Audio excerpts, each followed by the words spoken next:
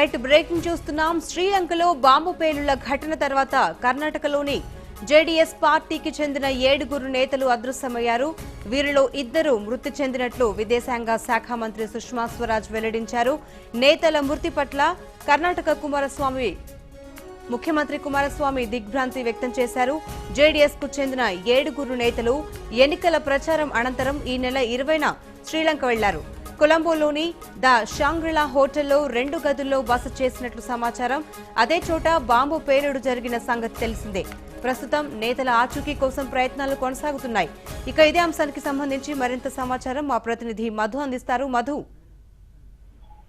ఊహాంజలి, ఏదైతే శ్రీలంకలో నిన్న జరిగినటువంటి ఉగ్రవాద ఘటనలో కర్ణాటక రాష్ట్రానికి సంబంధించినటువంటి జేడీఎస్ పార్టీ నాయకులు అదృశ్యం కావడం జరిగింది. దాంట్లో 2 మృతి చెందినట్టుగా భారత విదేశాంగ శాఖ కన్ఫర్మ్ చేయడం జరిగింది. దాంట్లో కొలంబోలో జరిగినటువంటి బాంబు పేలుడులో ఒకరు జేడీఎస్ హనుమంతప్ప నేత కాగా మరొకరు ఎం రంగప్ప అనేటువంటి 2 నేతలు మృతి చెందినట్టుగా భారత విదేశాంగ శాఖ ధృవీకరించింది. మరొక 5 కోసం గాలింపు చేపట్టడం జరిగింది. వారు ఏమైనా గాయాల పాలై హాస్పిటల్లో ఏమైనా చికిత్స పొందుతా ఉన్నారా, లేదంటే వారు కూడా ఏమైనా అనుకోని సంఘటనలో మృతి చెందడం జరిగిందా అనేటువంటి దానిపైన కూడా విదేశాంగ శాఖ ఎంక్వైరీ చేస్తా ఉంది. దీనికి సంబంధించి కుమారస్వామికి, ఏదైతే కర్ణాటక ముఖ్యమంత్రిగా ఉన్నారో జేడీఎస్ నేత కుమారస్వామికి ఈ భారత విదేశాంగ శాఖ నుంచి పూర్తి వివరాలు అందడం జరిగింది. మరికొంత వివరాలను కూడా కుమారస్వామి నుంచి వారు విదేశాంగ శాఖ సేకరించినట్టుగా తెలుస్తుంది. వారికి సంబంధించినటువంటి మొబైల్ నెంబర్లు,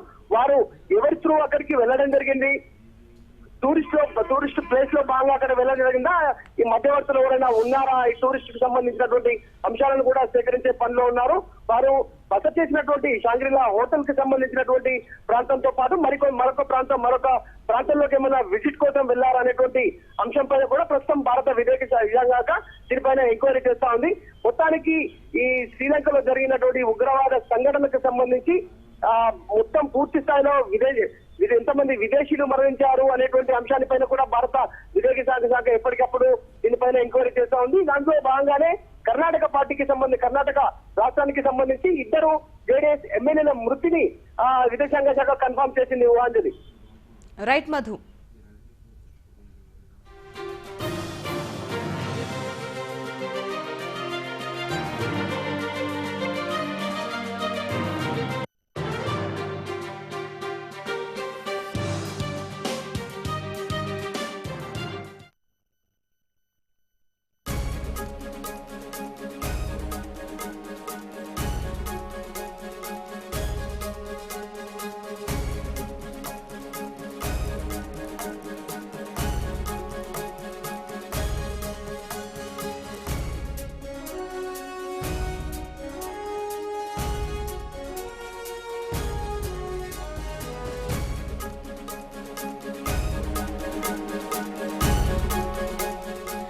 శ్రీలంకలో ఉగ్రవాదుల వేట కొనసాగుతోంది. ఐసిస్ సహా పలు ఉగ్రవాద సంస్థల సానుభూతి పరులను గుర్తించి అదుపులోకి తీసుకుంటున్నారు. ఇప్పటి వరకు 13 మందిని అదుపులోకి తీసుకున్నట్లు శ్రీలంక ప్రభుత్వం ప్రకటించింది. వరుస పేలుళ్లతో వణుకుతున్న కొలంబోలో ఓ బాంబును గుర్తించారు. కొలంబో ఎయిర్పోర్టు సమీపంలో పైప్ బాంబును అధికారులు నిర్వీర్యం చేశారు. కొలంబో దగ్గర దేమాతా గోడాలో ఓ ఇంట్లో ఉగ్రవాదులు ఉన్నట్లు సమాచారం అందడంతో కమాండో ఆపరేషన్ కొనసాగుతోంది. నిన్న జరిగిన మారణ హోమంలో మృతుల సంఖ్య 290కి చేరింది. 600 మందికి పైగా గాయపడ్డారు.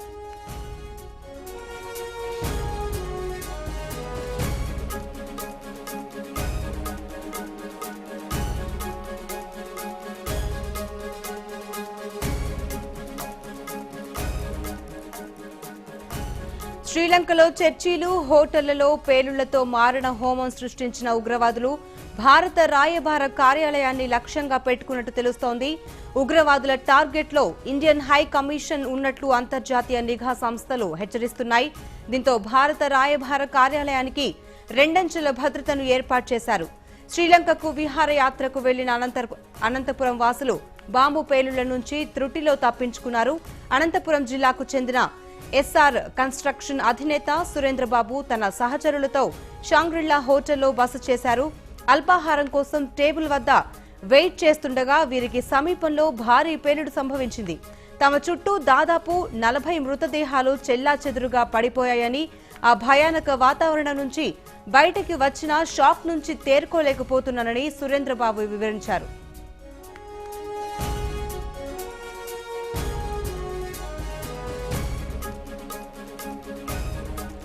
శ్రీలంకలో ఏలూరు వాసులు చిక్కుకున్నారు. ఏలూరుకు చెందిన 20 మంది కొలంబో యాత్రలో ఉన్నారు. నిన్న బాంబు పేలుళ్ల నేపథ్యంలో కొలంబోలో రెడ్ అలర్ట్ ప్రకటించడంతో నేడు రావాల్సిన ఏలూరు వాసులు అక్కడే చిక్కుకుపోయినట్టు తెలుస్తోంది. వారి నుంచి ఎలాంటి సమాచారం కూడా తెలియకపోవడంతో బంధువులు తీవ్ర ఆందోళనకు గురవుతున్నారు. తమ వారి సమాచారం తెలుసుకుని వారిని ఎలాగైనా సురక్షితంగా ఇళ్లకు చేర్చాలని ప్రభుత్వాన్ని వారు కోరుతున్నారు.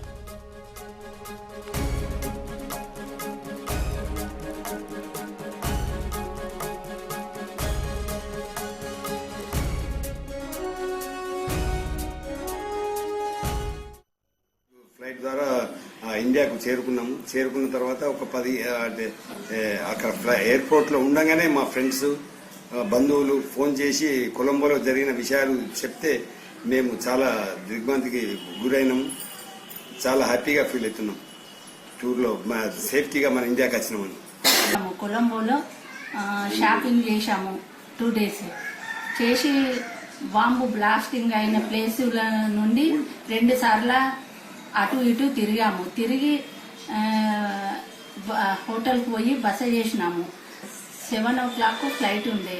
ఫ్లైట్ 9 o'clock ఇండియాకు వచ్చాము.